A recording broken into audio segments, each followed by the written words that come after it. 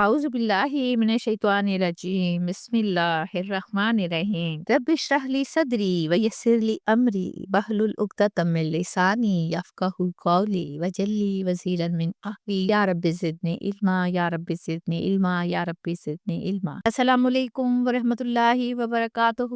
میرے پیارے بچے، میرے شہزادے بچے کیسے ہیں؟ میری دعا ہے اللہ تعالیٰ آپ کو داعیے دین بنا دے۔ شروع سے ہی جس عمر میں دیکھتی ہوں، میرے زیادہ تر سننے والوں کی جو عمر ہے تقریباً 25 سال سے 35 سال کے درمیان ہے، مجھے اس قدر خوشی ہوتی ہے کہ میں بتا نہیں سکتی۔ اللہ تعالیٰ آپ کو ہدایت کے راستے پر چلا دے اور آگے آپ داعیے دین بنیں، چھوٹی چھوٹی نیکیاں کرنی شروع کریں، کل کو وہ پہاڑوں جتنی بڑی ہو جائیں گی انشاءاللہ۔ آئیے دیکھتے ہیں پچھلے لیسن میں ہم نے کیا پڑھا۔ حضرت زکریا علیہ السلام بنی اسرائیل کے نبی تھے، بڑھاپے کی عمر کو پہنچ گئے تھے اور ان کی بیوی بھانج تھی۔ حضرت مریم علیہ السلام کے حجرے میں جب بے موسمی پھل دیکھتے ہیں تو دل میں اللہ تعالیٰ سے دعا مانگتے ہیں کہ میرے اسباب کے باوجود میں آپ سے اولاد کے لیے دعا کرتا ہوں تاکہ آگے دین کا سلسلہ بہو بھی چلتا رہے۔ آج ہم پڑھیں گے سورہ مریم کی آیت نمبر 7۔ یا زکریا، اے زکریا، انا نبشرو کا، بے شک ہم خوشخبری دیتے ہیں تجھے، بے غلامی، ایک لڑکے کی، اسمہ یحییٰ، کہ اس کا نام یحییٰ ہے، لم نجعلہ، نہیں بنایا ہم نے اس کا، من قبل سمیہ، اس سے پہلے کوئی ہم نام۔ جب حضرت زکریا علیہ السلام نے رب کائنات سے سرگوشی میں دعا کی تو ان کو دو ہی فکر لاحق تھیں کہ میرے بعد بنی اسرائیل میں دین کی نگہداشت کون کرے گا، اور خاص نبوت کا سلسلہ، اور یہ نبوت کا سلسلہ انہی پر ختم ہو جائے گا تو قوم کیا کرے گی، بے راروی کا شکار ہو جائے گی۔ اس کا براہ راست اللہ تعالیٰ فرشتوں کے ذریعے جواب دے رہے ہیں اور خوشخبری کی صورت میں دے رہے ہیں۔ اللہ تعالیٰ اپنی عظمت اور شان کے مطابق فرماتے ہیں کہ اے زکریا، ہم تمہیں ایک لڑکے کی خوشخبری دیتے ہیں۔ غلام کا لفظ ہمیشہ نوجوان لڑکے کے لیے آتا ہے، اور یہاں دیکھیں اس کی پیدائش سے پہلے ہی بیٹے کی جنس کی بھی خوشخبری دی جا رہی ہے۔ اللہ تعالیٰ فرماتے ہیں کہ اس کا نام یحییٰ ہوگا، اور اس سے پہلے کبھی اس نام کو نہیں رکھا گیا۔ اب یہاں دو صورتیں ہیں کہ نہ اس نام کا کوئی شخص گزرا ہے اور نہ ہی یحییٰ علیہ السلام جیسی خصوصیات کا حامل کوئی دوسرا شخص پیدا ہوا۔ حضرت یحییٰ علیہ السلام کو اللہ تعالیٰ نے بچپن ہی سے حکمت، پاکیزگی اور نبوت جیسی صفات سے نوازا تھا۔ دیکھیں ہم جانتے ہیں کہ حضرت زکریا بوڑھے ہو چکے تھے، جوانی کی توانائیاں ختم ہو چکی تھیں اور دوسرے بیوی بھی بھانج تھیں۔ اور بتائیے، یہ جانتے ہوئے کہ اولاد ہونے کی سرے سے کوئی امید ہی نہیں، تو وہ ہرگز مایوس نہیں ہوئے، نا امید نہیں ہوئے۔ دیکھیں اسباب تو ہم انسانوں کے لیے ہیں نا، اللہ سبحانہ تعالیٰ کو خود تو کسی سبب کی محتاج نہیں، ضرورت نہیں۔ غور کریں، حضرت آدم علیہ السلام کے والدین بھی تو نہیں تھے نا۔ ناممکن کا لفظ ہم انسانوں کے لیے ہے، اللہ تعالیٰ کی ڈکشنری میں ناممکن کا لفظ نہیں آتا۔ اللہ تعالیٰ کو جب کوئی کام کرنا ہوتا ہے تو کون کہتے ہیں اور کام ہو جاتا ہے۔ ہم کیوں مایوس ہوں؟ اللہ تعالیٰ جتنے سب کے ہیں اس سے زیادہ آپ کے ہیں، میرے ہیں، کیونکہ آپ اللہ کی کتاب کو سمجھ رہے ہیں۔ آپ پر تو اللہ تعالیٰ کی رحمتوں کی بارش لوگوں سے کہیں زیادہ ہے۔ سورہ مریم کی آیت نمبر 8 اور 9 پڑھتے ہیں۔ قال ربی، کہا زکریا نے، اے میرے رب، انا یکون لی، کیسے ہوگا میرے لیے غلام لڑکا، وکانت امراتی عاقرن، اس حال میں کہ ہے میری بیوی بھانج، وقد بلغت، اور یقیناً میں پہنچ چکا ہوں، من الکبری، عتیہ، بڑھاپے سے انتہا کو۔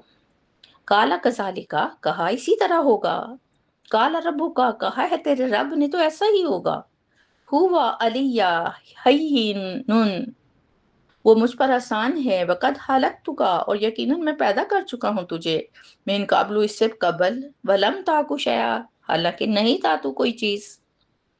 خوب دل سے سنیں کہ اللہ تعالیٰ کے نبی کتنے معصوم ہوتے ہیں۔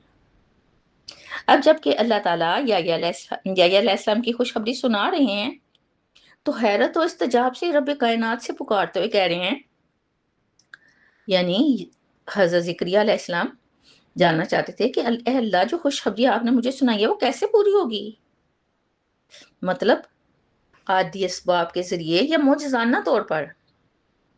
خود دوبارہ ان دو رکاوٹوں کا ذکر کرتے ہیں کہ میری بیوی بانجھ ہے، یہ تو طبی وجہ ہوگی نا، پھر دوسرے خود اپنے بڑھاپے اور کمزوری کا ذکر کرتے ہیں، یہ عمر کے بڑھنے کا ذکر ہو گیا۔ اب دیکھیں ان کا یہ سوال کفر یا شک پر تو مبنی نہیں تھا نا، بلکہ فطری اسباب کے معطل ہونے پر حیرت کا اظہار تھا۔ حضرت زکریا جانتے تھے کہ اللہ تعالیٰ ہر چیز پر قادر ہے، مگر وہ یہ جاننا چاہتے تھے کہ اللہ تعالیٰ اپنا وعدہ کس انداز سے پورا فرمائیں گے۔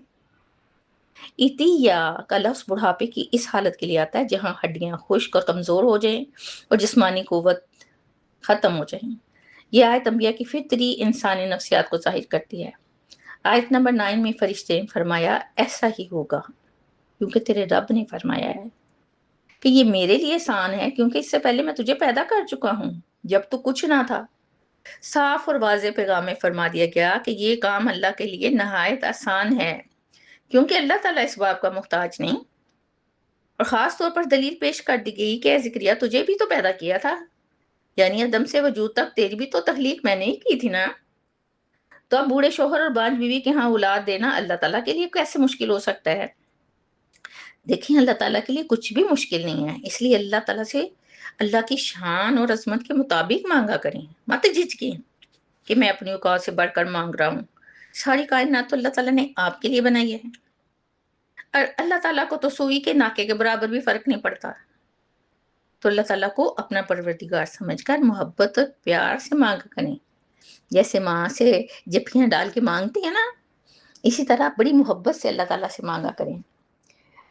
سورہ مریم کی آیت نمبر 10 اور 11 پڑھتے ہیں۔ کالا ربی، کہا زکریا نے اے میرے رب، اجلی مقرر فرما دیجئے میرے لیے آیات کوئی نشانی۔ کالا آیات کا فرمایا تیری نشانی یہ ہے اللہ تکلم الناس کہ نہیں تو بات کر سکے گا لوگوں سے ثلاث لیال 3 رات یعنی کہ 3 رات دن تک سویا تندرست ہوتے ہوئے بھی۔ اگلی آیا ہے فہرج علی قومہ ہی، پھر وہ نکلا اپنی قوم میں من المحراب حجرے سے فاوحا الیہم، تو اس نے اشارہ کیا ان کی طرف ان سبحوا کہ تم تسبیح بیان کرو اللہ کی بکرتم و عشیا، صبح اور شام۔ اللہ سبحانہ تعالیٰ کی طرف سے یقین دہانی کے بعد حضرت زکریا علیہ السلام نے کسی شک کی بنا پر نہیں بلکہ دل کے اطمینان اور خوشی کے اظہار کے لیے ایک علامت طلب کی تاکہ وہ جان سکیں کہ خوشخبری کی تخلیق کا آغاز کب سے ہوا۔ حضرت زکریا علیہ السلام اللہ تعالیٰ سے کہتے ہیں کہ اے میرے رب میرے لیے کوئی نشانی منتخب فرما دیجیے۔ تو اللہ تعالیٰ نے جو نشانی عطا فرمائی وہ یہ تھی کہ زکریا علیہ السلام 3 دن اور 3 راتوں تک لوگوں سے بات نہیں کریں گے۔ اب ایسا تو نہیں تھا کہ زبان یا جسم میں کوئی تکلیف تھی، سویہ سے یہی بات واضح ہوتی ہے کہ نہ تو اللہ تعالیٰ نے اسے کسی سزا کے طور پر منتخب کیا تھا، بس اللہ کی رضا تھی کہ آپ 3 دن تک لوگوں سے کلام نہیں کریں گے، لیکن اللہ تعالیٰ کا ذکر و تسبیح جاری رکھیں گے۔ انبیاء علیہ السلام کا اللہ تعالیٰ سے نشانیاں طلب کرنا ایمان کی کمزوری نہیں ہوتی بلکہ دل کے یقین اور اطمینان کے حصول کا ذریعہ ہوتا ہے۔ آیت نمبر 11 میں فرمایا گیا کہ اللہ تعالیٰ کی طرف سے پیغام ملتے ہی وہ محراب سے نکل کر یعنی اپنے حجرے سے نکل کر اپنی قوم کے سامنے آئے اور اشارے سے سمجھایا کہ صبح و شام رب کی تسبیح بیان کرتے رہو۔